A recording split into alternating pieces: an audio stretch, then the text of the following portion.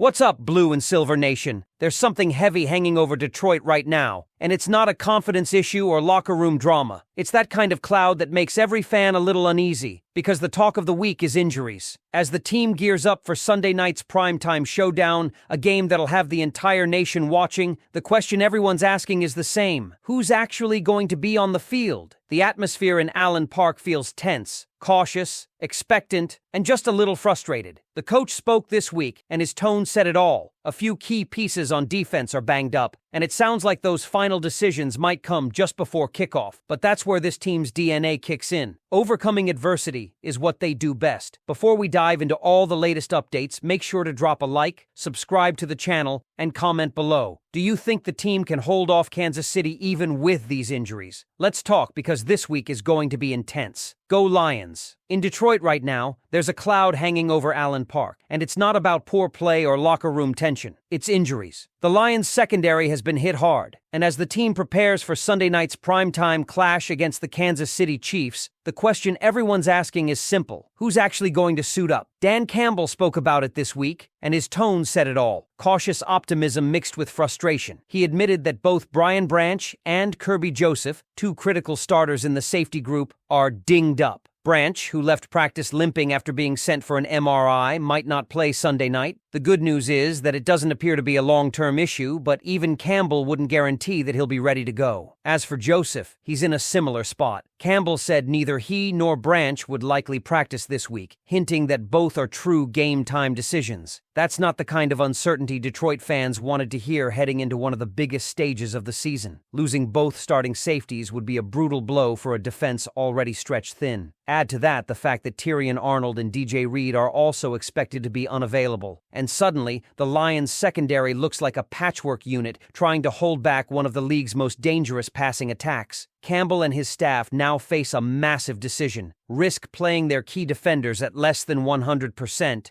or rest them and think long-term. It's not an easy call. The Chiefs might not be an NFC rival, but they're still the defending champs, and the Lions want to prove they can compete with anyone. But when you zoom out and look at the bigger picture, Campbell's words carry a lot of weight. The Lions have a long season ahead. After Kansas City comes a showdown that could shape the NFC playoff race. A game against the 4-1 Tampa Bay Buccaneers. Both teams are fighting for early control of playoff seeding and, potentially, home field advantage down the line. So, the dilemma becomes this: if Branch and Joseph are only at 60 or 70%, do you roll the dice and let them play, knowing one wrong hit could set them back for weeks? Or do you give them time to heal, even if it means entering Arrowhead with a compromised secondary? Because as Campbell reminded everyone, when you rush a player back too soon, those injuries linger, and by the time December football rolls around, that can be the difference between clinching the NFC North and watching the playoffs from home. Think about it this way: if the Lions were to lose against the Chiefs, it stings, but it doesn't hurt their conference standing. Losing to Tampa Bay, though, that's a different story. That's a loss that could directly impact playoff tiebreakers. So, should the Lions play it safe now to protect their postseason chances later? Let's not forget that this Detroit team has proven they can win even when not at full strength. The offense has been explosive, averaging over 35 points per game. If the defense can stay aggressive with the front seven, especially if Alan McNeil is ready to return, and the offense keeps its rhythm behind David Montgomery and Jahmyr Gibbs, they could still go toe-to-toe with Kansas City. The Chiefs' defense has been allowing nearly 5 yards per carry,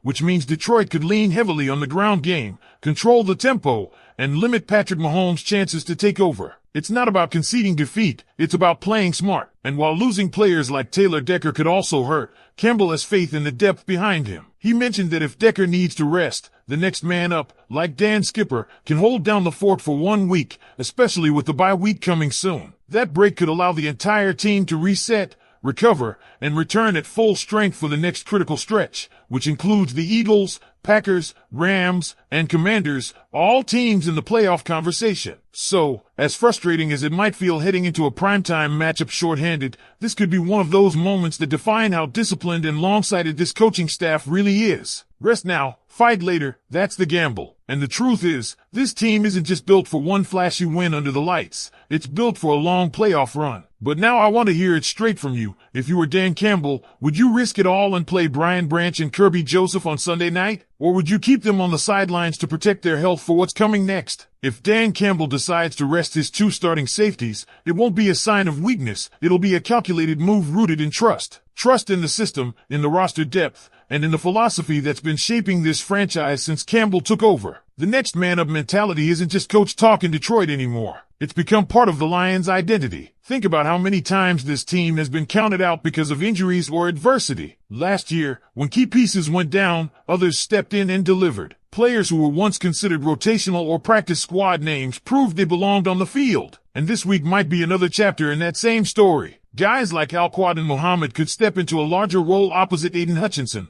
bringing that relentless edge the defense feeds on. Detroit's front seven still has the tools to disrupt any offense, even one led by Patrick Mahomes. The strategy becomes clear. If the secondary is hurting, then don't put them on an island. Lean into your strengths. The Lions' defensive line has been fierce at generating pressure, and that pressure could be their best coverage. Blitz packages, run-stuffing formations, and forcing Kansas City into quick throws. That's how you protect your banged-up defense without exposing it. And when your offense is putting up points at will, it gives you even more flexibility to manage the game tempo. Campbell's staff could also use this as a chance to evaluate some of their younger defensive backs under real pressure. It's not ideal, of course. No coach wants to test rookies against one of the greatest quarterbacks in the game, but it's also the kind of trial that forges depth. When those players get reps now, it pays off later when the stakes are higher. Because make no mistake, the bigger battles are still ahead. The Lions' next stretch, facing Tampa Bay, then heading into the bye-before matchups with the Eagles, Packers, and Rams, will define whether this team controls its playoff destiny or has to fight from behind. A win over the Chiefs would be a statement, but keeping your roster healthy for the NFC showdowns could be the smarter path to January football. Even Taylor Decker's situation reinforces that mindset. He's pushing to play, but Campbell knows the cost of pushing too far too soon. Skipper has shown he can step in when needed, and with one of the league's most consistent offensive lines, the Lions can still control the line of scrimmage and protect Jared Goff. The offense doesn't need to change its identity, it just needs to be smart. Pound the football with Montgomery, mix in Gibbs to stretch the field horizontally, and keep Kansas City's defense honest. Every possession that ends in a score and eats the clock is a win in itself. This game, in a strange way, is a test of patience. The Lions have spent years trying to become a team that doesn't flinch in adversity. Now they're there. Campbell doesn't need to prove toughness. His players already embody it. What he needs to prove is discipline, the ability to think beyond the spotlight of Sunday night football and keep the long-term vision in focus. The Lions are no longer chasing validation. They're chasing championships. And maybe that's what makes this moment so important. Sitting Brian Branch or Kirby Joseph for one game might frustrate fans, but it also shows that Detroit is operating with confidence that they can compete with anyone, even when they're not at full strength. It's a bold shift from the old Lions mindset, one that used to panic in moments like this. Now, it's about calculated resilience. When you zoom out, the bigger picture becomes clear. This isn't just about surviving 1 week. It's about managing a roster through the grind of an NFL season, about peaking when it matters most, December, January, and hopefully February. The Lions have worked too hard to build something sustainable to risk it all for one night in Kansas City. But here's the beauty of it. Even with injuries, even with uncertainty, this team believes. The locker room believes. The fans believe. And belief, in Detroit, is starting to look a lot like expectation. So, what do you think, Lions fans? Is Campbell making the right call by potentially resting his stars and keeping the long game in focus? Or should he go all in, trust his starters to push through, and try to make a statement on national TV? Drop your thoughts in the comments, and if you're loving the rise of this Detroit team, make sure to hit that like button, subscribe for more Lions coverage, and stick around for the next video on your screen right now. Because what's unfolding right now in Detroit is bigger than one injury report, bigger than one primetime matchup. It's about the transformation of a franchise that used to crumble when things got tough. For decades, Lions fans have seen seasons derailed by the smallest setbacks. But under Dan Campbell, that old narrative doesn't hold up anymore. This team has grit, it has structure, and for the first time in a long time, it has a real plan. Even with a bruised-up roster, the message from Allen Park is simple: no panic. Campbell's approach has been consistent: control what you can, adapt to what you can't, and never lose your identity. That's what separates the Lions of today from the teams that came before. In previous years, losing players like Brian Branch or Kirby Joseph before a game against the Chiefs would have felt like a death sentence. Now, it's just another challenge, another test of depth, discipline, and culture. And let's not overlook how much that mindset has rubbed off on the locker room.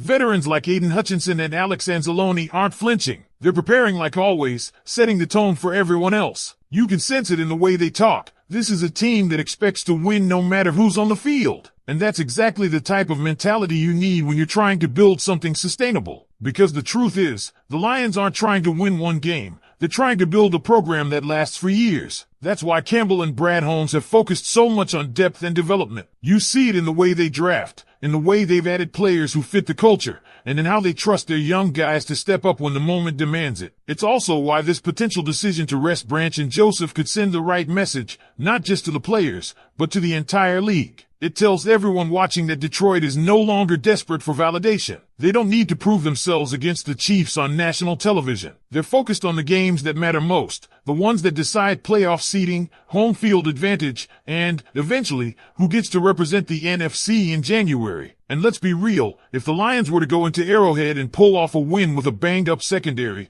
it would speak volumes about the coaching staff and this team's mentality. It would show that Detroit can adapt, that they can win ugly if they have to. That's what championship-caliber teams do. They don't rely on everything being perfect. They find a way to grind out results when the odds are stacked against them. Still, the balance between risk and reward here is razor thin. Every fan understands the urge to see the best players on the field, but the risk of re-aggravating injuries to two of the team's defensive anchors could have lasting consequences. Imagine losing one of them long-term because they rushed back too soon. That could derail not just one game, but the entire stretch run. So when Campbell weighs his options, it's not just about X's and O's. It's about trust in his players, his backups, and his long-term vision. And maybe, just maybe, resting them isn't a sign of hesitation.